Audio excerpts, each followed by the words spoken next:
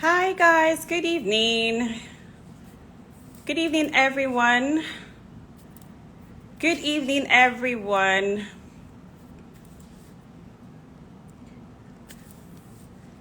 Good evening everyone. Thank you for joining this live today. Thank you for taking the time. It's a long holiday. I hope you're taking the time to rest. I hope that you are refreshing. I mean, taking some time to refresh yourself for the new week. Welcome everyone. Welcome everyone. Thank you. Hi, Rachel. Thank you for joining. Thank you. So I will go straight to basically why we have decided to organize this live today. First of all, again, I'd like to say thank you to everyone.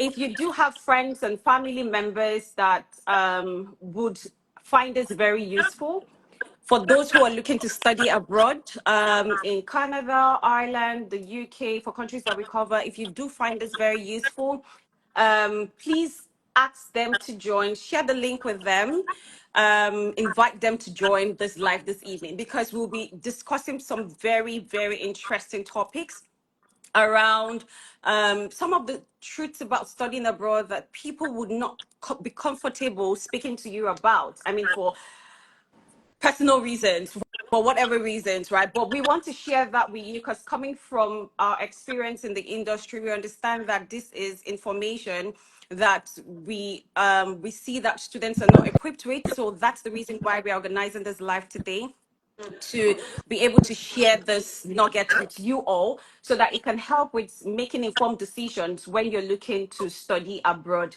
If you're looking at this year or if you're looking at next year, but it just prepares you properly for your study abroad journey. Along the way, along the live, rather, the session, we would also have someone join us who would give us, I mean, the Glasgow's nuggets that would keep us, I mean, she's basically in the UK and would tell us from her experience what you should look out for, what the stories you're not told. So somewhere along the live would have her come on board. I'd like to introduce myself as Nkonye. I am the head of recruitment at Rennie Consulting. And with me on this discussion, on this live, is my colleague Rachel, who is the team lead for client relations, for the client relations team at Rennie Consulting. If there are any questions, please, by all means, share the link. Put the questions down in the question box, or you can leave them in the comment section if there are any questions along the way while while we take on the conversation. So once again, thank you to everybody for joining us. Thank you to everyone for joining us. So we're going to be discussing the topic around some of the hard truths that you were not told as an international student looking to study abroad. And like I said, this is very important information that you need to have to be able to equip yourself on this journey on studying abroad, because trust me, it is not a walk in the park. You need to have your plans in place. You need to be prepared to get on this journey. And so that's what we'll be discussing about today. So I'll start by asking, I mean, it's a question everyone needs to ask themselves. What is your why? Why are you looking to study abroad? Are you looking to study abroad because everybody is going abroad? Are you looking to study abroad because your parents want you to leave the country? Are you looking to study abroad, or are you looking to move abroad because of your family? Or are you looking to move abroad because you want to jackpot? What is the reason why you're looking to study abroad? Because I have to mention that it is very important that you understand why you want to study abroad, what your why is, not somebody else's why, not because, oh, your friends have had the conversation in the office to say, oh, you know what, by September, I don't come out, or something around that. You need to understand, why am I making this decision? Why am I going to study abroad? Why am I leaving my home country to another foreign country? So that's very important for you to know, and that's very important for you to sit back and outline what your why about studying abroad is, or about moving to study abroad is. Then very importantly, very importantly, you need to plan. When I say plan, you need to plan every step of the way on your journey as an international student moving to study abroad. You need to plan your next steps. You need to plan your finances. You need to plan your cost of study. And I'll go into them a bit while we continue on this conversation. So, what are your next steps, really? I mean, you're moving from your home country to a foreign land. What next steps are you taking on completion of your studies? So, say your course is for 1 year and you're in a country that offers the 2 years post study, or the post study graduation visa. What do you want to do? Do you want to take advantage of that experience and return back to your home country? Do you want to move to another country? Do you want to get a job? What plans do you have?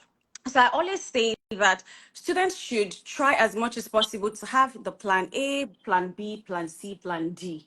If it's possible, have a plan E. I mean, so that if plan A doesn't work, you have plan B to fall back to, you have plan C to fall back to. But you need to have your plans in place. I mean, we know the popular saying, if you fail to plan, you're planning to fail. I mean, already. So it is very important that you plan towards your steps. Once you made that choice of saying, okay, I know my why, I know why I'm leaving the country. These are the plans that I've put in place. Then your finances.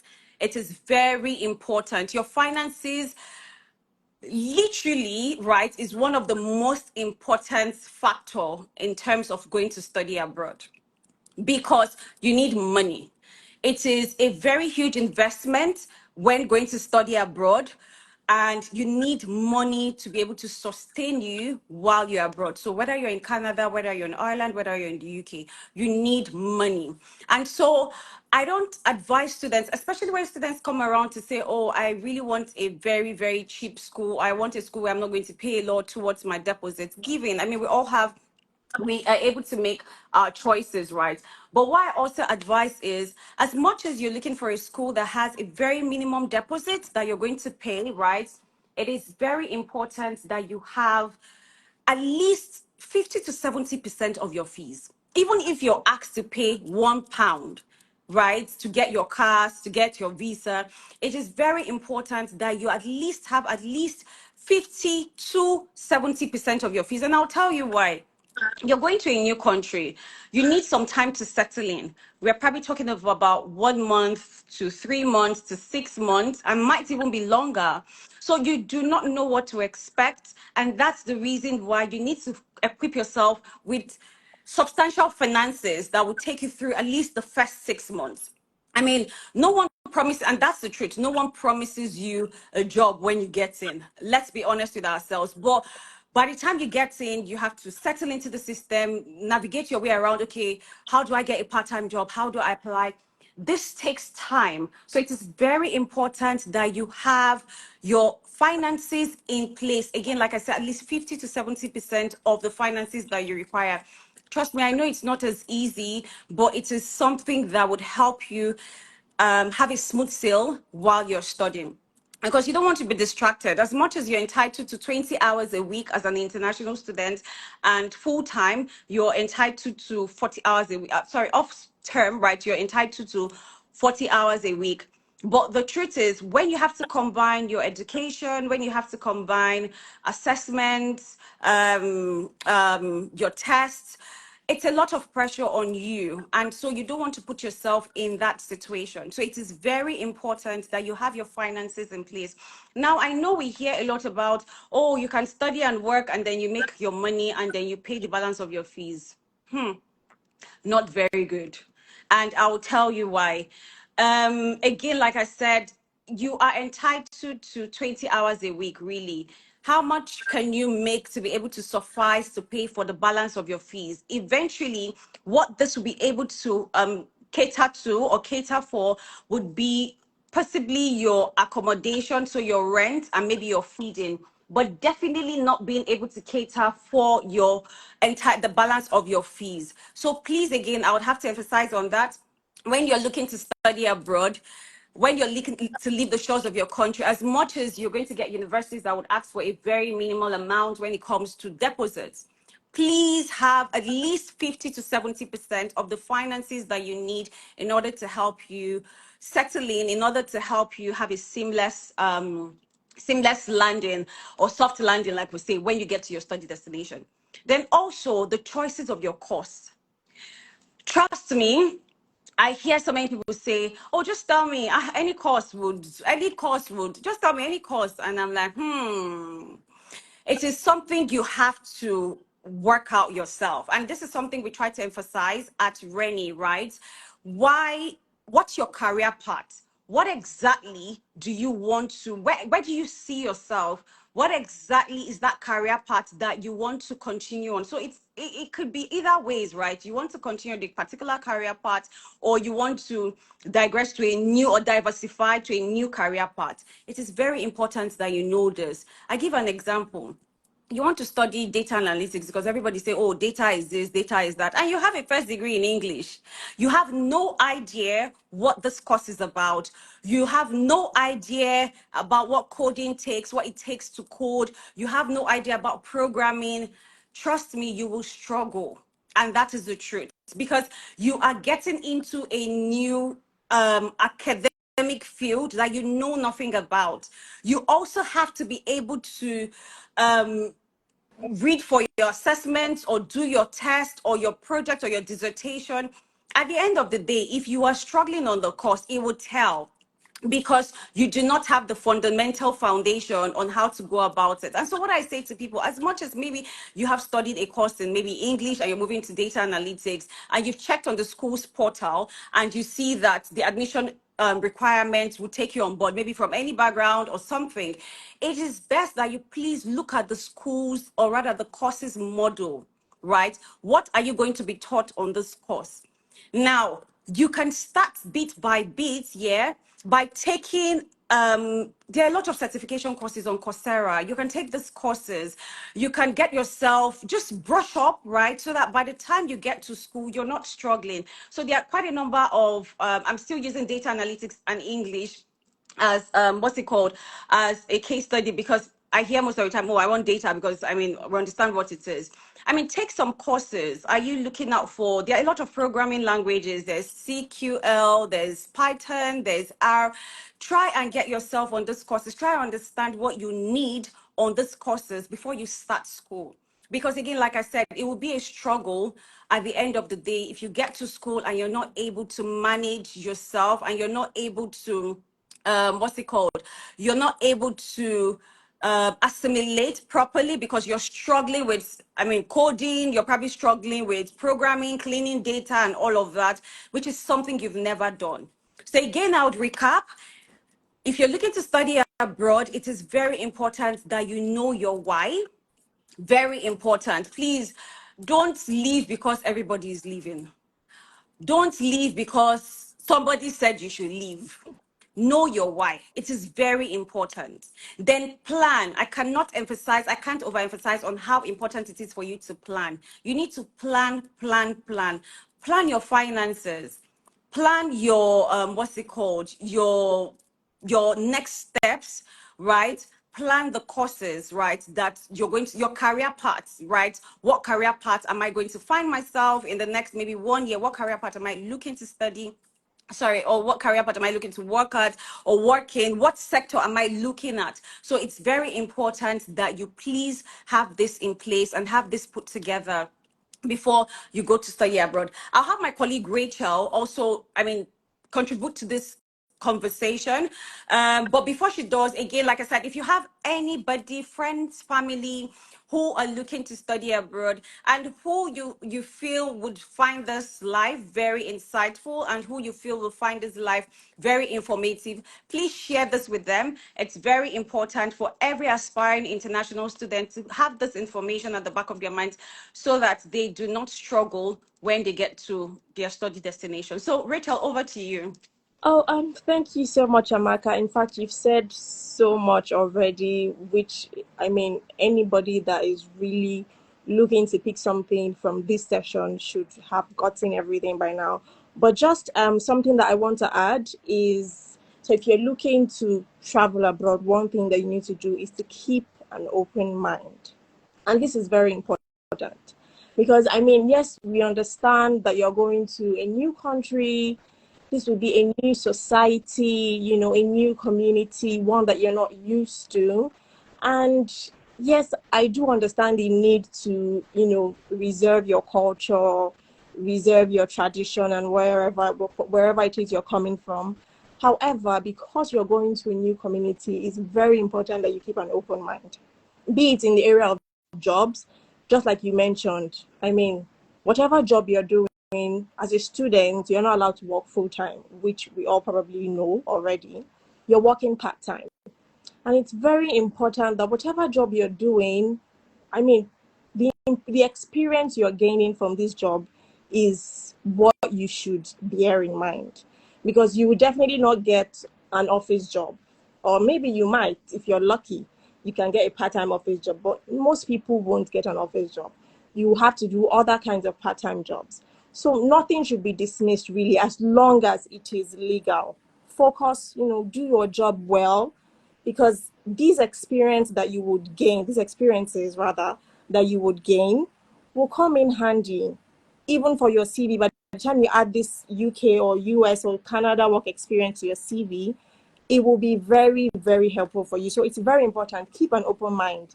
Whatever wage you're gaining, I mean, you can use that experience, that work experience in the future, whatever it is at all. Also, you should look to joining communities. It's very important. There's a popular saying that says no man is an island, and that is the truth. Look for your own community to join. I mean, it can be anything at all. It could be one that has to do with your tribe, your religion, your occupation, whatever community at all. I mean, for we Nigerians, that when we travel out, we like to, find our people over there. Like they say, Nigerians are everywhere. So you can maybe find a community with other Nigerians that you can interact with. And it might not even be Nigerians. It can be, in your church, other communities that you can join. Just make sure to network and socialize, because one way or another, you will need the support which your community can provide. It might not even be you needing support. It might be the support that you can give to someone else. So it is very important that you find a community, join a community, network. It could also be in your place of work. It could be in your school. It can be where you live, wherever at all. Just make sure that you are networking. Very, very important. Keep an open mind and network. I mean, don't close yourself off. I know, I get it. Some people are introverts and whatnot. But I mean, try as much as possible to interact with other people. Try as much as possible to network. Yeah, so thank you. I think, Amaka, you should also have one or two things to add in this regard. Yes, I will. Before we get straight on, yes, so thank you, Rachel, for that. Rachel she said it. I mean, networking is very important. I mean, networking would open doors, will lead you to doors or connect you to doors that you would never have thought you would be able to have an access to. That's because you probably know one person who knows another person in a community, like she said, your church. So it's very important. I would like to add one last thing before we have Faith join us, right? So I would try not to mention the name of the country, but I'm sure we would have an idea. Your mental health is very important. I mean, I know we want to make all the money, but you see your mental health. You need to stay healthy. You need to stay, we say health is wealth, right? For you to be able to make that money, for you to be able to hustle, you need to stay healthy. And so it is very important. I understand. I get it. You need to probably pay back maybe some loans. You need to probably pay back, family members that have supported you before you left or something. But it is very important that you stay healthy, right? To be able to, because the most important thing is you should understand that the first probably goal of leaving the country to go study is to study, right? It's not necessarily you working. So that's very important to have at the back of your mind. And once your studies start being impacted or affected, one way or the other, school sends this back off to the home office. You don't want to be caught in that web. You don't want to be caught in a situation where, you're running from pillar to post. I didn't know I missed my classes, or I didn't. You don't want to. So it's very important. Your mental health is very important on this journey of studying abroad. I know some people will tell you, there's shifts available. I took this shift. Some people, morning till night, Sunday to Sunday. It's a shift, shift, shift, shift. They don't even have time to relate. They don't have time to socialize. They don't have time to even relax. But you need to understand that it is very important for your mental health. You need to be mentally fine. You need to be emotionally stable. You need, I mean, I can't overemphasize on how important your mental health is. So I would have Faith come on shortly. Faith, please, if you are here, please send a request while I just recap on everything that we've myself and Rachel have just spoken about. So if you're just joining us, what we're discussing is some of the hard truths that you are not told. People will not comfortably tell you, probably because they're shying away from it, or they feel, oh, if they tell you this, I'm like, you be bad belly or something. We want to tell you based on our experiences and feedback we've gotten. It's very important that we share this with aspiring students.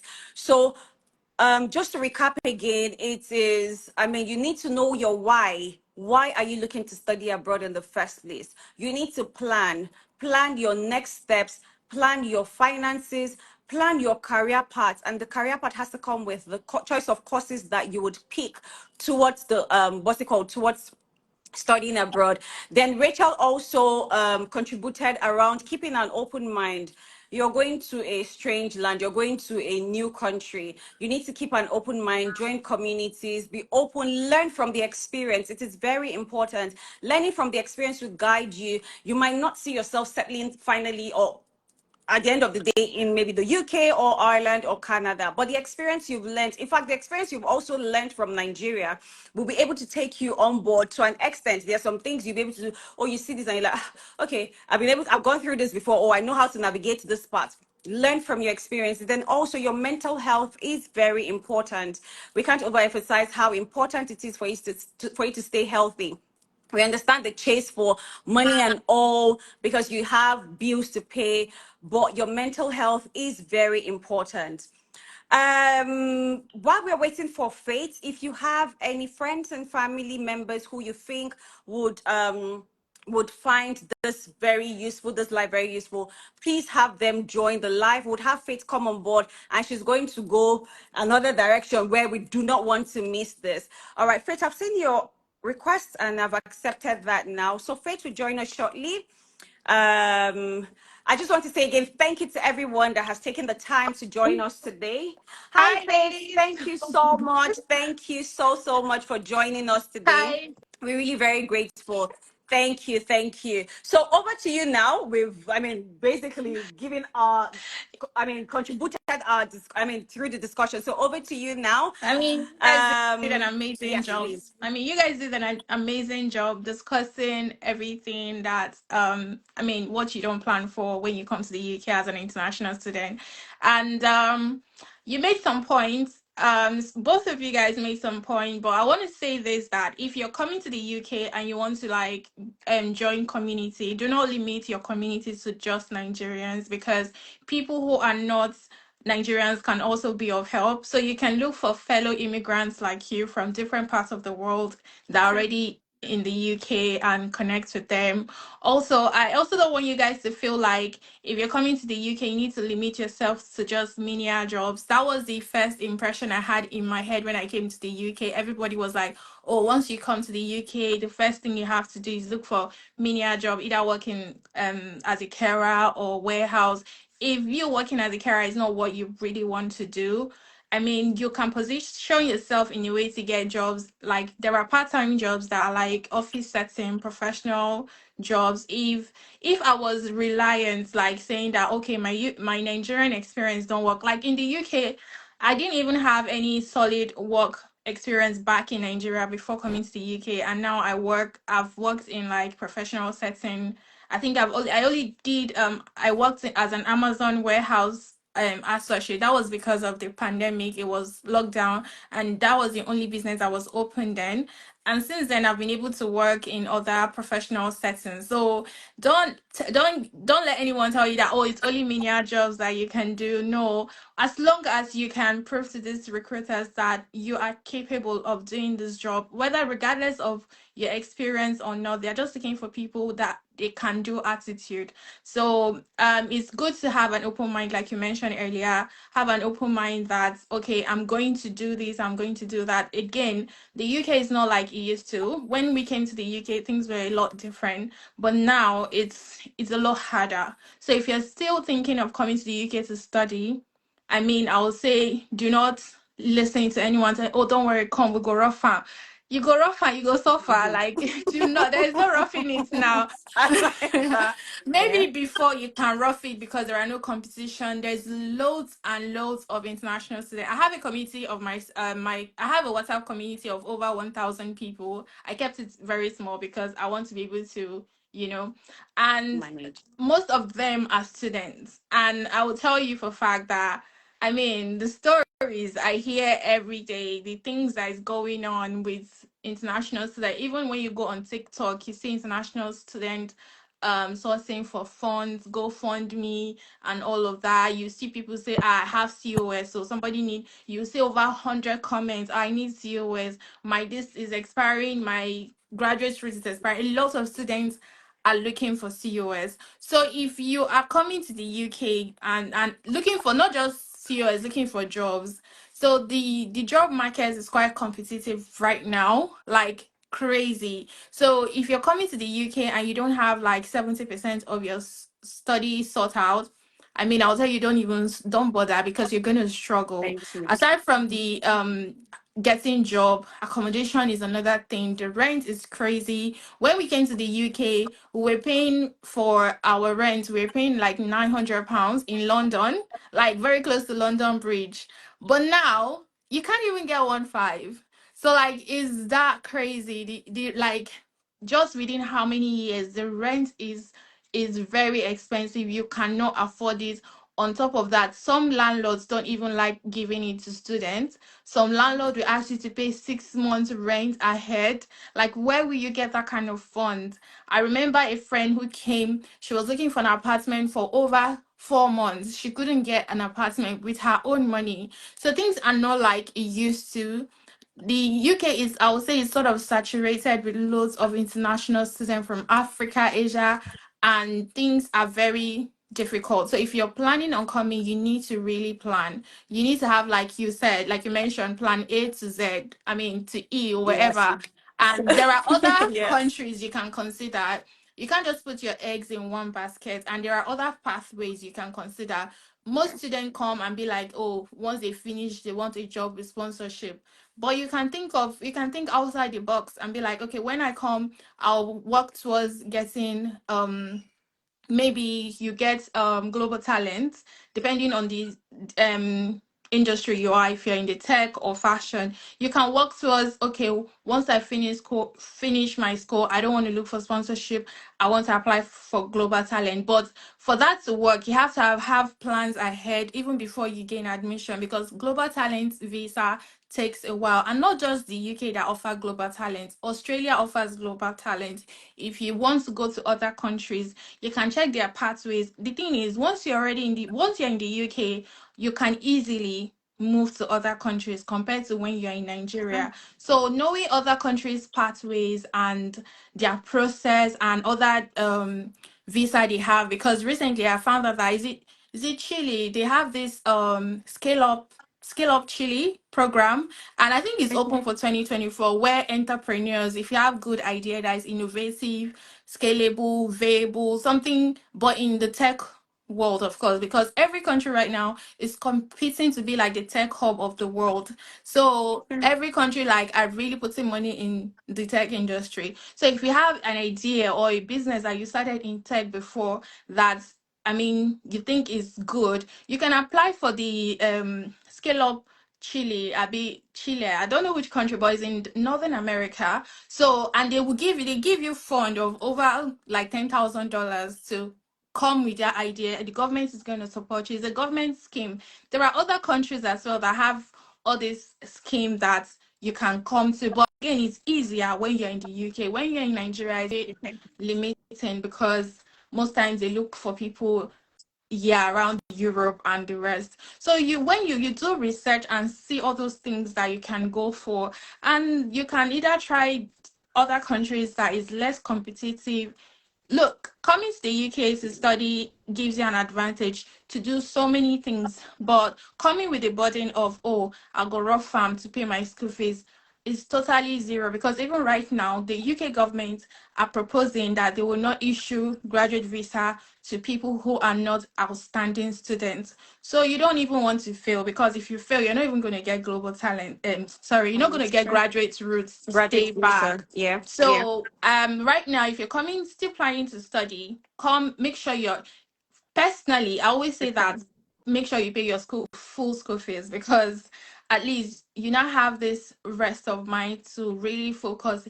Even no matter how tough the UK gets, you have this satisfaction that you're not owing, you're not in debt, and the only thing is you're just thinking of how to get money to feed and to find accommodation, but you're not thinking of school fees anymore, which will give you time to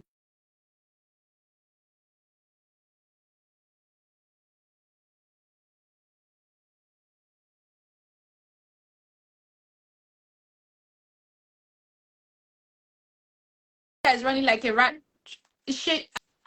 Okay. Okay, Okay, and you're yes, Faith, back.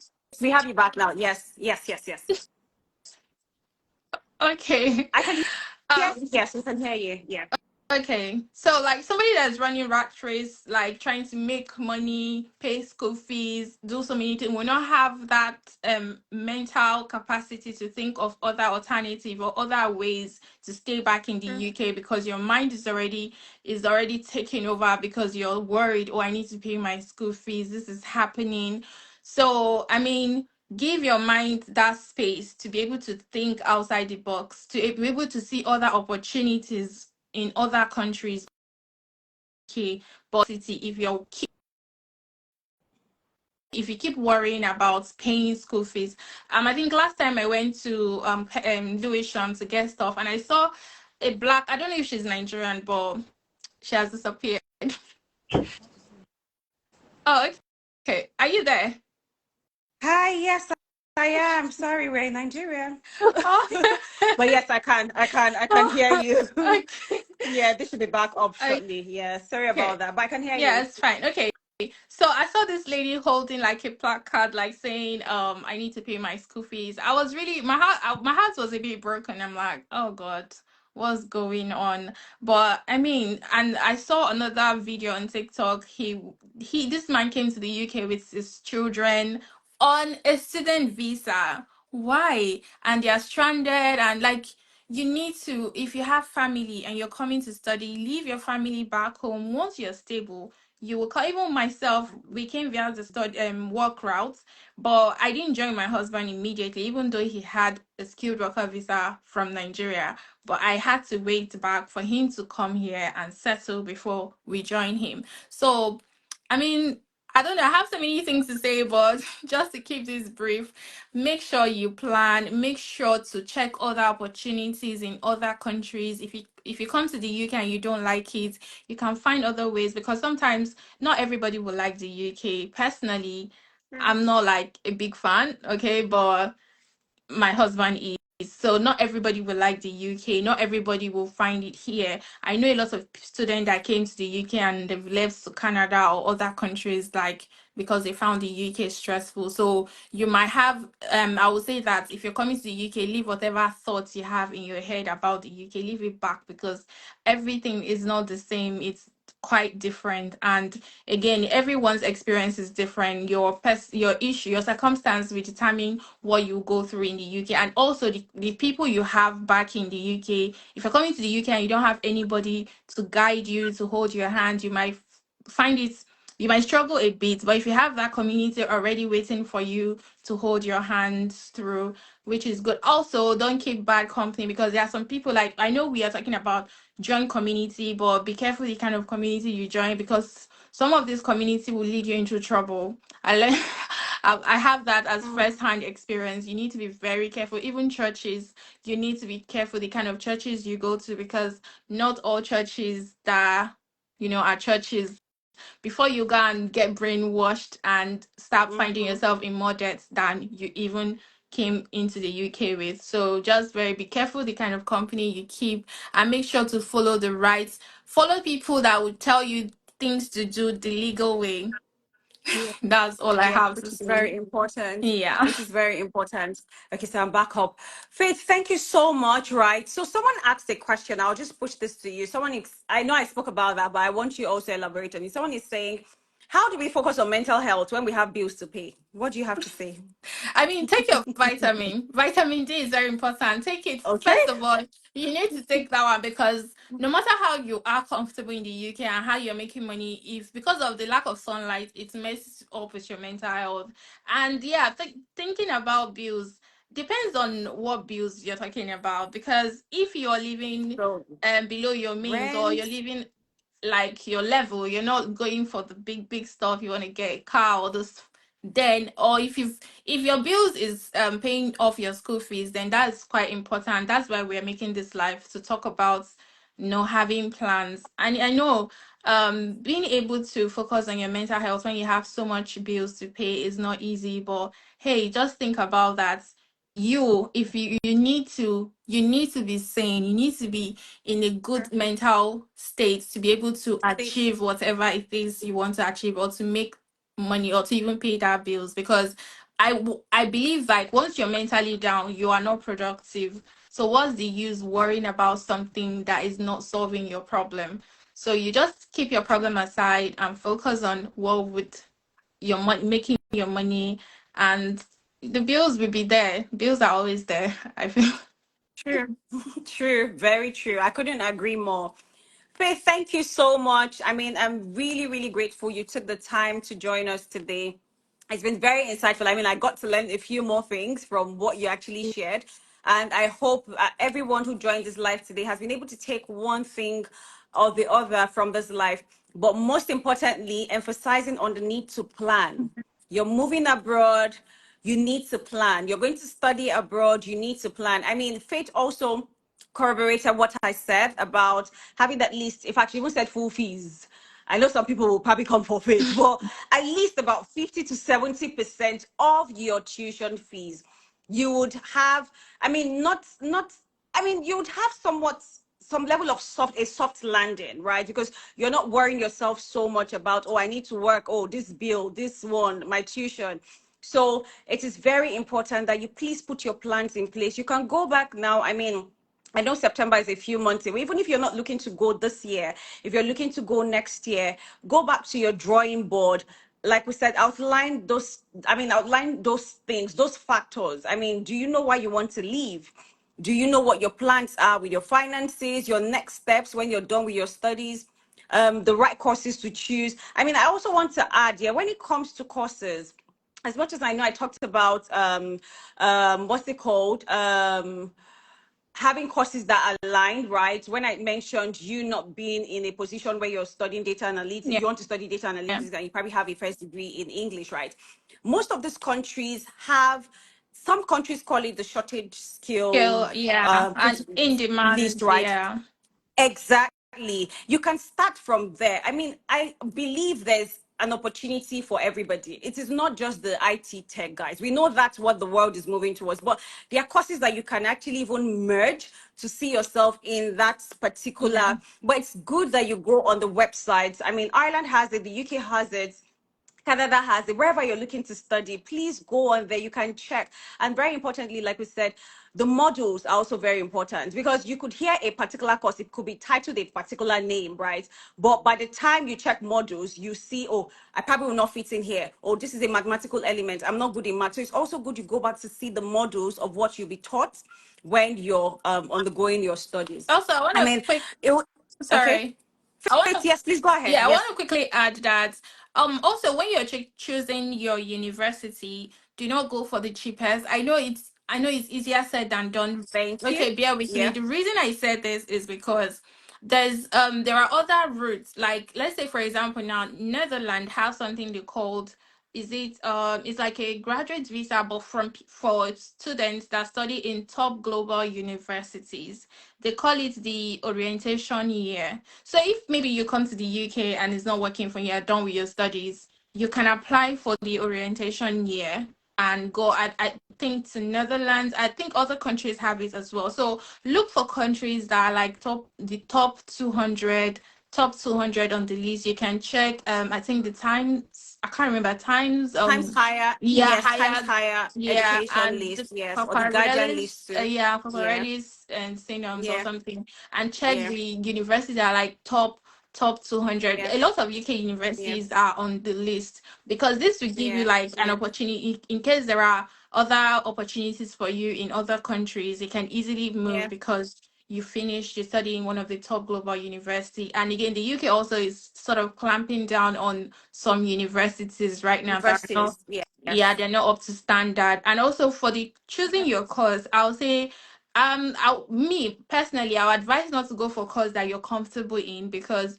if the course you're comfortable in is on the in-demand list, of course, why not? But you need to check each country's which industry, which sector is currently in demand or shortage of skilled workers, or yeah. like, and then study that course if you can pass it. But if you're going Very for a course important. that Yeah. is out of your, maybe out of what you're used to, you need to be prepared that you're going to study very, very hard, Hard. twice as Yeah. hard as you would have normally. So, and there's no way you can combine that and also looking for it, working Job. jobs Yeah. back to back. So, Yeah. yeah.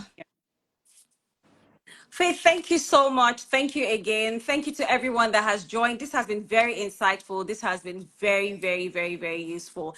I mean, I wish we could go on and on, but wanted to just keep it at 45 Yeah. minutes. I mean, I know it's a holiday mode, so that everyone, well, a holiday in Nigeria, we Nigeria. still have that extended till tomorrow, so that everyone can go around what they have to do. Yeah. Thank you to everyone for joining us from wherever you have joined, from the UK, from Nigeria, from Ghana. Thank you so much to everyone who has taken the time to join us today.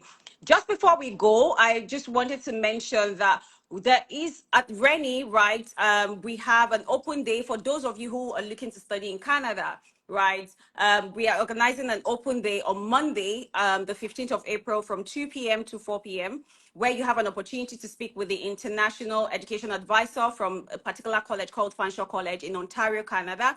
Also, if you have friends who have actually applied and probably a bit confused about how to go about applying for their attestation letter, which is very important now, a letter that is issued from every province in Canada for you to be able to, a support document to be used for your visa. These questions will be addressed. I mean, we just talked about planning. You want to get all the information to get you well prepared, right, for your journey if you're looking to study in Canada. So we were inviting you all, for those who have friends or family who would want to look at the options of studying in Canada. Once again, I want to say thank you. Faith, thank you so Thank you much. for having Rachel, thank you so me. much. This has been very insightful. Thank you so much. Enjoy the rest of your evening. To everyone who has joined, thank you so very much. We wouldn't have done this without you guys. Thank you so much. Have a good You evening. too. Rachel Bye. and Faith, thank you. All right then. Yeah, bye.